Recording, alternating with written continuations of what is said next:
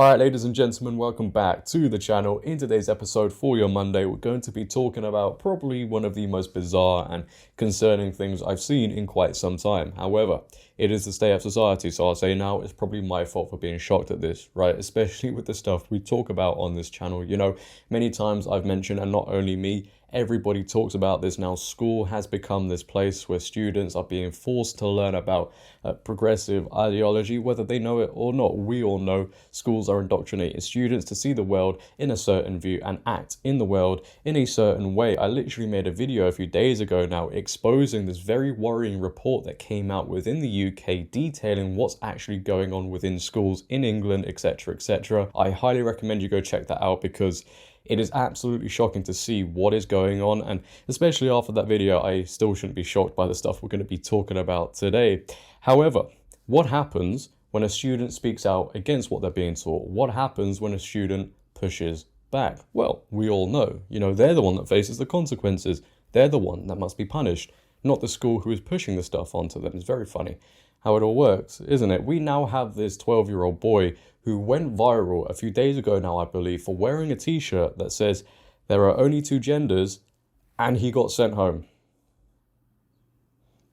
What? A 12-year-old boy from Massachusetts claimed he was sent home from school a few weeks ago for wearing a t-shirt that declared there are only two genders, which he was told made other students feel unsafe. Liam Morrison, a 7th grader at John T. Nichols Jr. Middle School in Middlesbrough, recounted the incident during a Middlesbrough School Committee meeting on April 13th, and his fiery speech went viral on Sunday after being picked up by the popular right-wing Twitter account Libs of TikTok. Morrison said he was pulled from gym class on March 21st and met with school officials who told him during what he described as an uncomfortable talk that people were complaining about the message on his shirt, which they said made them feel unsafe. They told me I wasn't in trouble, but it sure felt like I was, the boy stated. I was told that I would need to remove my shirt before I could return to class. When I nicely told them that I didn't want to do that, they called my father. The 12-year-old also noted that his father was supportive of his stance and arrived at school to pick him up. So it's nice to see the father sticking by his boy, sticking by his stance that there are only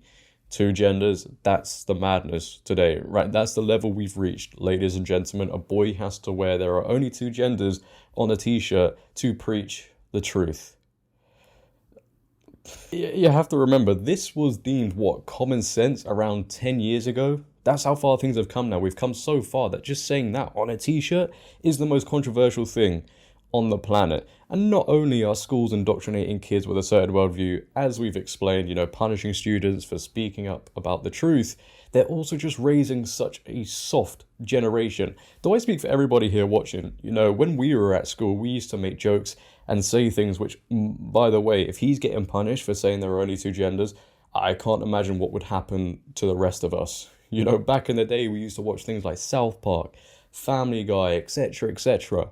Now this generation today are so soft that words on a t-shirt triggers people.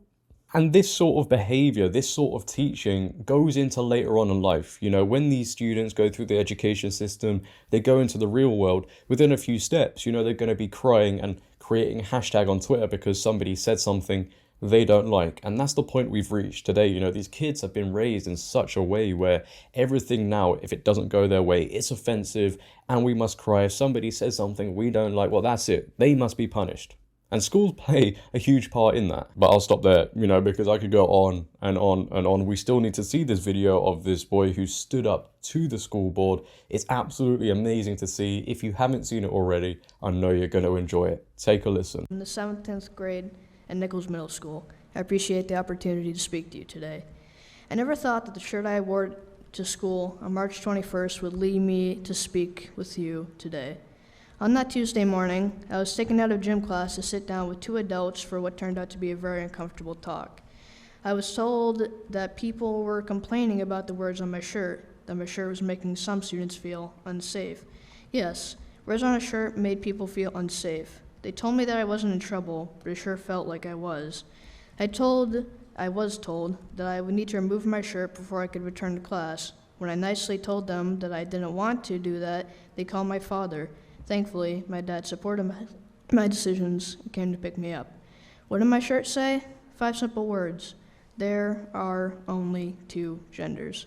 Nothing harmful, nothing threatening. just a statement I believe to be a fact. I have been told that my shirt was targeting a protected class. Who is this protected class? Are their feelings more important than my rights? I don't complain when I see pride flags and diversity posters hung throughout the school. Do you know why? Because others have a right to their beliefs just as I do. Not one person, staff, or student told me that they were bothered by what I was wearing. Actually, just the opposite. Several kids told me that they supported my actions and that they wanted one too. I was told that the shirt was a disruption to learning. No one got up and stormed out of class. No one burst into tears. I'm sure I would have noticed if they had. I experience disruptions to my learning every day. Kids acting out in class are a disruption, yet nothing is done. Why do the rules apply to one yet not another? I feel like these adults were telling me that it wasn't okay for me to have an opposing view. Their arguments were weak, in my opinion. I didn't go to school that day to hurt feelings or cause trouble. I have learned a lot from this experience. I learned that a lot of other students share my view. I learned that adults don't always do the right thing or make the right decisions. I know that I have a right to wear a shirt with those 5 words. Even at 12 years old, I have my own political opinions, and I have a right to express those opinions. Even at school, this right is called the First Amendment to the Constitution. My hope in being here tonight is to bring the school committee's attention to this issue. I hope that you will speak up for the rest of us so we can express ourselves without being pulled out of class. Next time, it may not only be me. There might be more students that decide to speak out. Thank you for your time and good night. Right, I'm just going to say this now. This 12-year-old boy speaks better than I ever did at 12 years old. He speaks better than I do now.